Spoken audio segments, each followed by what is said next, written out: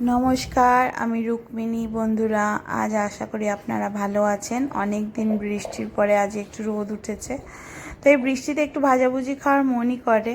তো তার জন্য বাড়িতে বানিয়ে ফেলেছিলাম গন্ধরাজ চিকেন ফ্রাই। তার জন্য 500 গ্রাম চিকেনকে বোনলেস স্ট্রিপস করে নিয়েছিলাম।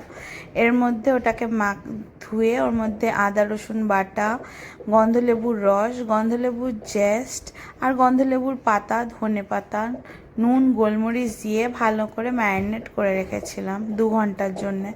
তারপরে আমি ওটাকে ওটা ব্যাটারে চোবাতে হবে। তো ব্যাটারটা বানাতে আমি নিয়েছিলাম সমপরিমাণ ময়দা, কর্নফ্লাওয়ার, সঙ্গে 2টো ডিম, তারপর ওর মধ্যে গোলমরিচ একটু আর নুন পরিমাণ মতো, বেকিং পাউডার আর সঙ্গে একটু আজিনামোটো খানে দিয়ে ভালো করে ব্যাটারটা গুলে নিয়েছি ঠিক কনসিস্টেন্সির মতো। আর ওর মধ্যে একটু গরম তেলও দিয়েছিলাম যাতে মুচমুচে হয়।